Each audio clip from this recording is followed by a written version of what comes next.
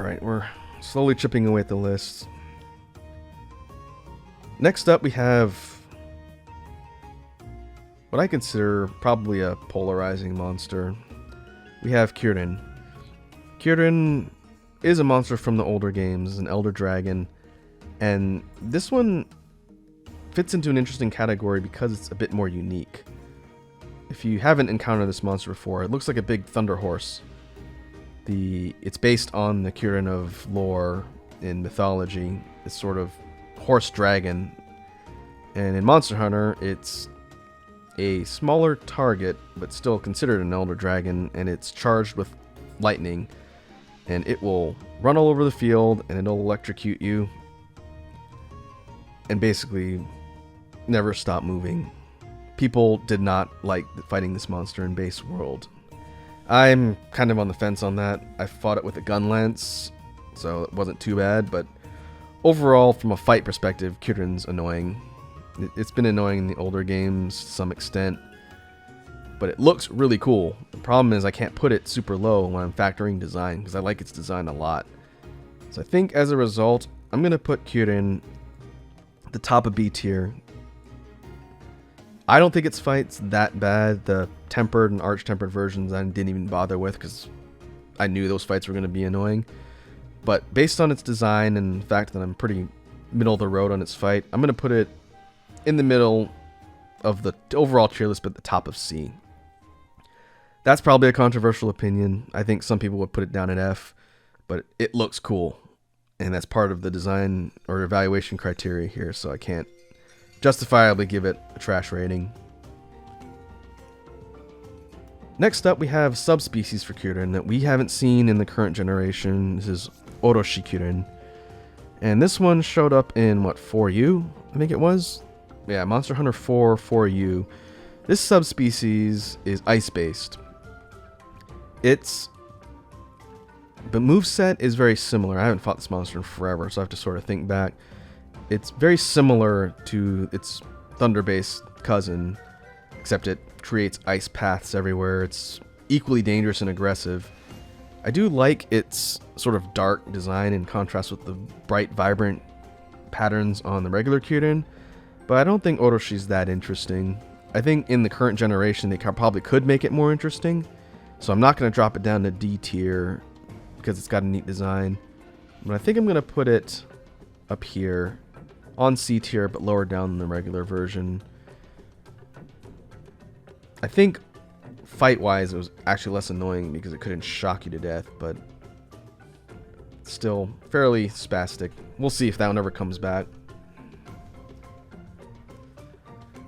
Next up, keeping on the trend of elder dragons, we've got another sort of polarizing monster from the recent series. We have Kushala Daora. And Kushala has been in quite a few of the older games. It was the poster flagship for, I want to say, Monster Hunter 2? Let's see. Yes, it was the flagship for Monster Hunter 2. That was a lucky guess. I didn't play Monster Hunter 2. So here's the thing with Kushala. I'm well aware of how annoying this thing is to fight. It's probably the most annoying to fight in Monster Hunter World and Iceborne based on the moveset they gave it. Its ability to create tornadoes everywhere and the fact that it flies all the time is pretty obnoxious. I'm not going to lie. I do not like fighting Kushala in the current generation of games. In the older generations of games, it had similar movesets, but I felt like it wasn't quite as much of a chore to fight, especially since you could poison it and take off its wind barrier. The thing is, I like Kushala's design a lot.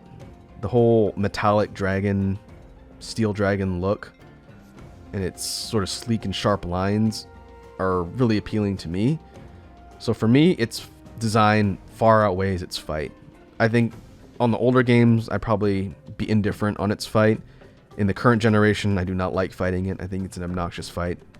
So for me, based on a heavier weighted towards design, I'm going to give Kushala a low A ranking.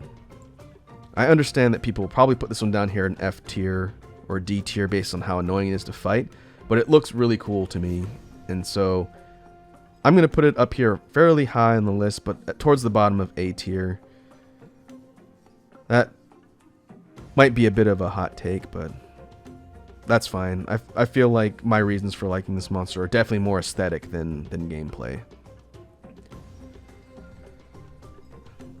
Next up, we have a alternate species for Kushala, Rusted Kushala, which is that considered a variant or a subspecies? Okay, considered a variant. Basically, it's a Kushala that's about to molt. Its skin has become sort of oxidized and tarnished, and as a result, it has this sort of copper rusted look. Rusted Kushala has shown up in the older games, is not in the current generation. I'm surprised they didn't introduce it as like a variant or some sort of arch-tempered type of challenge. But its moveset's not too different in the previous games. It's a bit more aggressive and damaging, but it doesn't behave too differently from the regular Kushala. I do think the regular silver metallic version looks better, so I'm going to put Rusted on C tier. It fell into the same mechanics as the previous versions, so I wouldn't say I'd rate its fight poorly. So let's put it above Oroshi Kirin. I do like the whole tarnished look. To me, it's just the regular version stands out much more.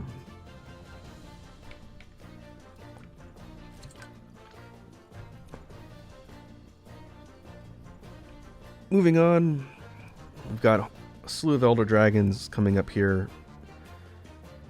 We've got Lunastra. Lunastra is the female counterpart of Teostra, and she is an Elder Dragon aligned with the fire element. And Lunastra's had an interesting sort of path throughout the games. In the older games that she showed up in, she was pretty much a carbon copy of Teostra. I can't remember from games like Freedom Unite what Lunastra did that set her apart other than looking different. In World and Iceborne, when they introduced Lunastra, they definitely gave her a different moveset. She plays similar to Teostra, but has a bit more fire-based attacks and some things with her Nova and stuff that are different. So fight-wise, I feel like Lunastra's fight is more interesting now than it was back in the old games. The problem is, it's still an annoying fight now, and I don't like fighting Lunastra. As a result, I haven't really crafted a lot of her gear. In fact, I don't think I even hunted her at all during my playthrough of World and Iceborne. Her design is good. It's sort of like a Rathalos Rathian situation where she has a different sort of crest-like crown on her head and different color patterning. Overall, I think Lunastra is pretty average in both design and fight. So I'm going to put her towards the middle of C tier. I'm going to say below Black Blos. It's interesting because I'm definitely going to rate Teostra higher than Lunastra. It's just her fight's pretty annoying, and I don't really find it that enjoyable. So she gets minus points for that. Next up, we have another monster from the older games that got a chance to come back in the current generation. We have Jan Garuga. And Garuga is sort of like Kut-Ku on crack. And I think I'm not the first person to use that particular type of reference for this monster. It looks very similar in that it's got these large flappy ears. It's a bird wyvern. I'm assuming it's a bird wyvern if Kut-Ku's a bird wyvern.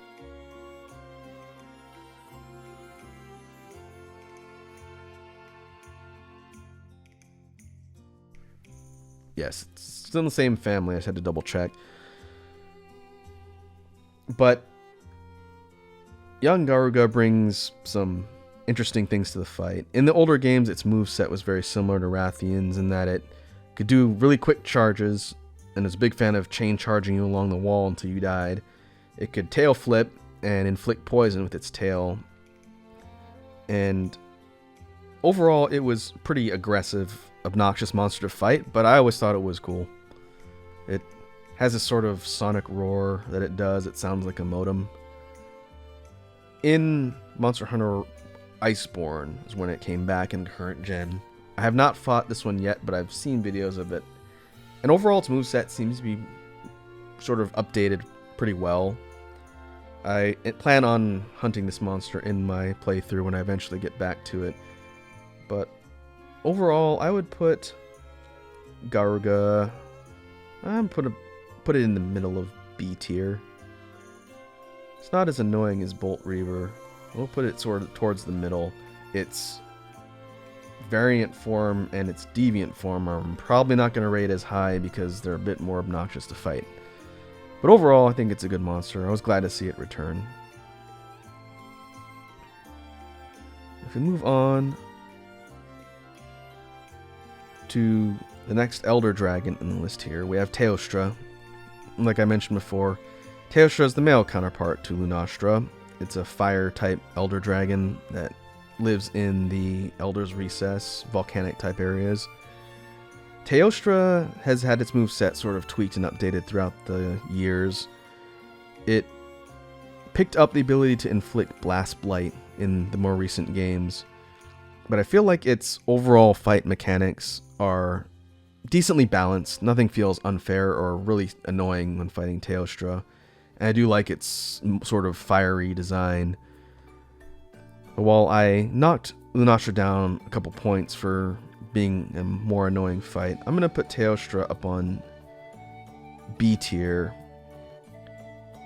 I think I'm going to put this one above Desert Barioth. I don't mind fighting Teostra in the current games, and it was fine to fight in the older ones too. Overall, it's a pretty neat monster. I like its design more so than its fight, but its fight's fine. Teostra can go up here in B tier. Alright, let's keep going. Getting close to the 2-hour mark. If I can plow through the rest of the list in an hour or so, then maybe I could do this in one recording. I could save my progress and come back. My only concern is if this tier list gets deleted for whatever reason, then I won't be able to use it again. But we'll go ahead and just keep going for now. And just see what happens. Alright, continuing on, the next monster is another Elder Dragon from the previous games that we haven't seen in the current generation, and that's Chameleos. Chameleos, as its name suggests, is a chameleon-like Elder Dragon. It's fairly large, purple, and has a lot of these lizard-like features. One of the main gimmicks to Chameleos' fight is that it can turn itself invisible. Sort of like what we saw in later games with Lucent and Argacuga. Chameleos is kind of a stealth ambush type monster. It has a tendency to turn invisible, sneak up on you, and try and catch you off guard. Overall, I like Chameleos. I think it's got a really memorable design, and its fight was challenging, yet not annoying. So I'm going to put Chameleos up here on A tier. Design-wise, I don't think I like it more than Kushala, but it's a pretty memorable creature that deserves a high spot, and I hope they bring it back. I think they could do a lot in current generation with updating its moveset to be a bit more in line with the modern Monster Hunter games. So yeah, I'll put Chameleos up here. I like Chameleos. Has a lot of character and personality. Next up, we have a monster that hasn't seen any place in the series recently. In fact, the only time I've fought this monster was in Freedom Unite, and that's Yamatsukami. This particular monster, I wonder when this Elder Dragon debuted. Introduced in Monster Hunter 2. Okay. This might be one of the more unique Elder Dragon designs. There was a similar cousin that came out in Frontier I remember seeing, but Yama looks like a giant squid dragon. It's got this sort of mountainous shape with different tentacles, very Cthulhu-esque, but you fight it in one of the tower stages, and it's this great big creature that's capable of swallowing you. It's pretty unique. If you've never heard of Yamatsukami, I would recommend looking up videos of people fighting it. It's pretty unique. And I think if they brought it back in the current generation, they'd be able to do more with modern mechanics and make the fight even more interesting. I would put Yama on B tier. I'm going to put it a little bit higher up than some of these other ones. Put it higher than Silver Los.